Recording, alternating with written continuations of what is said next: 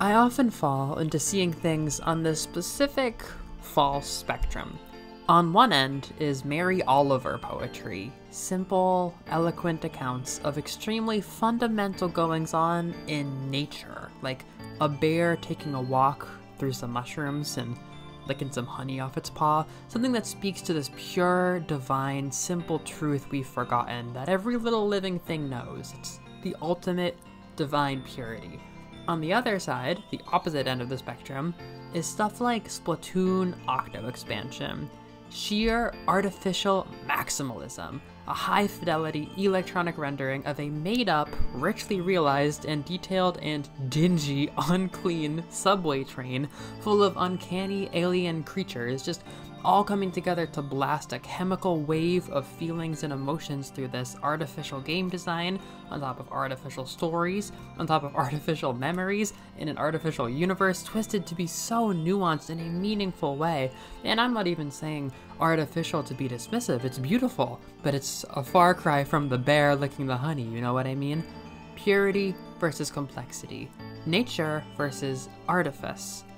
Animal Well lands hard on a heap of things, making me question the hell out of that paradigm by rendering the cold, blocky pixels it has into this subtle, tender, warm feeling while capturing the bizarre, uncanny, alien, and unfamiliar feeling that literal everyday animals give us the vibes of anytime we see them at night.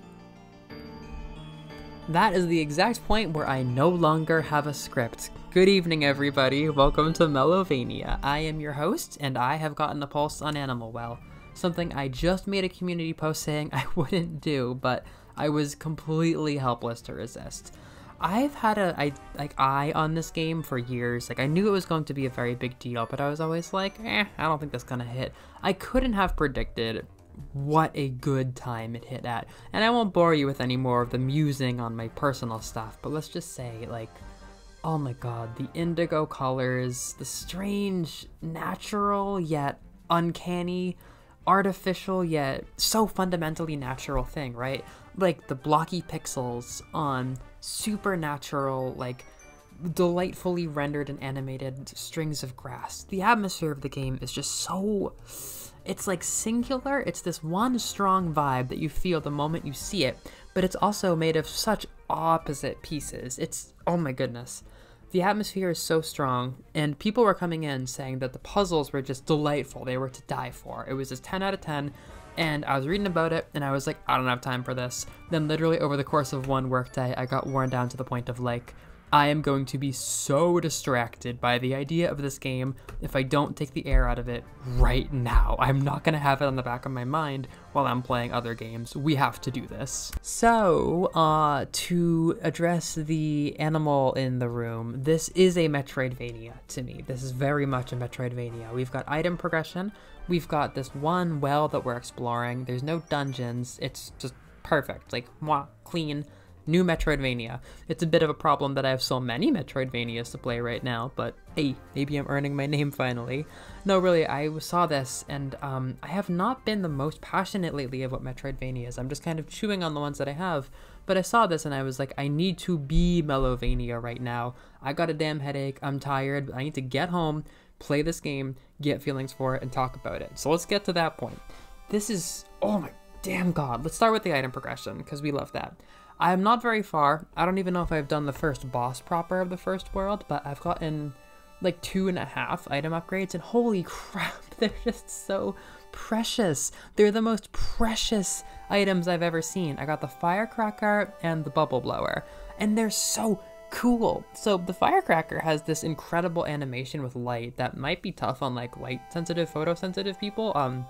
I'm not sure about that for like accessibility, but it's beautiful. It makes an impact. It was one of the first things to make me go, oh boy, in terms of visuals. And I don't know what it can do to the environment besides provide light. It seems like we have multiple ways to provide light because there were also matches, but they use it on the ghost enemies in such a satisfying way.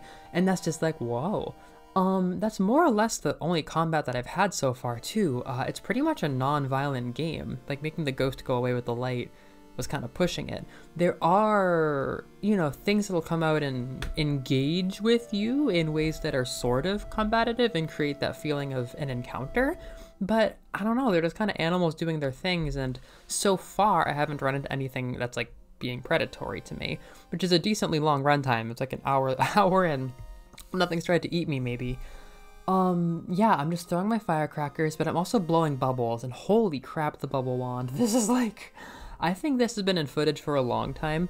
It's very, very smart. It's like the Mario Wonder bubble item, but it's so much more controlled, and it's so easy to put it under your feet when you're jumping that it's basically a double jump and a space jump in one, and a bomb hop. It's the double jump, space hop, bomb jump, all in one.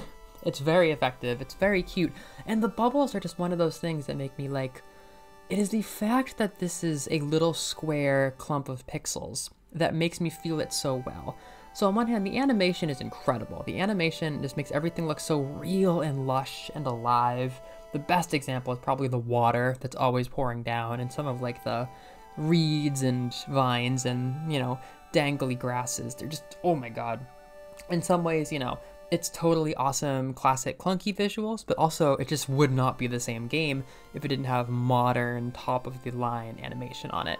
But the bubble, right, it's basically just this little pixely bubble guy, but the way that it floats and the sound design is just so real and so tactile, like, it's so natural. There's something about the way that it's getting as close as it can be to, like, the, I don't know, like... platonic ideal of a bubble that makes it feel more natural than if it were just a normal, I don't know, 3D model of a bubble with like really good textures or something.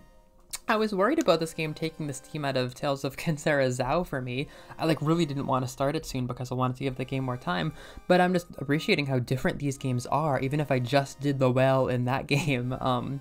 You know, that is 3D, and it's 3D is awesome. I love, like, almost all of my top games actually use 3D visuals. 3D visuals are great, but I really enjoy what Animal Well is doing, where it's just, oh my god, you can feel this damn world. Like, that's all I can keep saying is it feels so real and alive, and it's specifically because of this like line blur, I don't know what it's called, the CRT thing that the game's going crazy with. It has that warm feeling that people who are older than me talk about because of the lines, and it's just, as soon as you see the water pouring down and the waterfalls over these lines and the colors and the way that it could really only look this way with this visual style. It's not working within the bounds of the visual style. It's taking this visual style, whatever it specifically is, and just juicing it up so hard. It's just like the lushest, wettest version of this look that it could be, which is definitely distinct and partially maybe why people are talking about it so much, but also just such a treat on its own. It's just, oh my gosh, it feels so much more natural and so much more alive because of the rough lines, the harsh edges, the sharp pixels. You know what I'm saying? Oh my god, it's just a triumph of pixel art. But to move on from that, there's so much other stuff to talk about. So there's this whole other duality of whimsy and creepy, which I think really pulls into the animal theme itself. I mean, if you watch a bunny outside, it's gonna be like the most charming motherfucker in the world 1 second, then you're gonna see it start like going to town on a grasshopper's baby the next. I mean, I wouldn't say that the game feels loveless, but it's interesting because I feel like Metroidvania atmospheres are often, you know, kind of spooky or uncanny, and I feel like a good way to make something uncanny is just to kind of suck the love and comfort out of it, but it's not exactly like it's inharmonious. I think that's my curiosity, is how is this atmosphere going to feel going forward if it's going for basically the natural way of things, the unloving, just rules of nature, animals eat animals, animals are kind of creepy. That to me is the vibe it has. How it's going to develop, I don't know. Frankly, I really don't like creepy stuff. I don't like horror that much. I enjoy strange stuff in liminal spaces, but I don't enjoy creepypasta at all. I don't watch horror movies, so it was kind of a conscious choice to be like, these animals might be a bit spooky for me. Am I going to accept them? But I think I will, because it's an interesting thing to face. You know, if there's like if there's something tying it all together, if it really feels like going out to the bathroom at camp and seeing a deer in your flashlight and that weird, you know the feeling, it's like in the title, that weird feeling of this animal staring at you with no emotions, just that feeling, that is what permeates the game. and it's an interesting one to sit with. But that is not to say that there is not whimsy, because oh my god, the whimsy. It's really the whimsy in the puzzles, Sarah. It's the whimsy for me. If somebody told me that the sounds and the sound design of the puzzles was going to carry the game, I'd be so confused and curious, but that's what I'm telling you now. It is the sounds of what some of these puzzles sound like that make them so charming. It's another Mario Wonder thing where each puzzle is so interesting and so alive and so delightful that you can feel how the long development cycle allowed for each and every one to grow into itself instead of just being, you know, iterative junk or whatever. It's very, very alive. And I thought that'd be exhausting. You know, it can be exhausting to have so much novelty, so much change, but so far the game plays really good too. It's smooth. You're always moving from thing to thing. It's just, oh my god. If I weren't so tired, I would do a better video, you know? I would play more, I would get more footage, I would script it a bit, but I just gotta go. That's the best I can do. I get this game, I look at this game, I hear people talking about this game, and I'm like, whoa, and then I play it, and I'm like, my brain's exploding. So all I can do is leave you this indigo slather of thoughts and emotions about the pixel animal game. I'm gonna cherish this thing forever. I was watching a Luigi's Mansion video before this, and I was like, yeah, this is another one of those. This is another little place I'm gonna be exploring for my whole life, Metroidvania or otherwise. I like these weird little places. Those might even be the creepiest games I own. Isn't that pathetic? I think these visual styles are genuinely maybe the creepiest ones I own. They are creepy to me. They are creepy to me, but that's just me. So go play Animal Well. Go have a ton of fun. Hype this thing up. It genuinely seems so strong. Kudos to the developer. And go pet a bunny in the woods. Don't get rabies.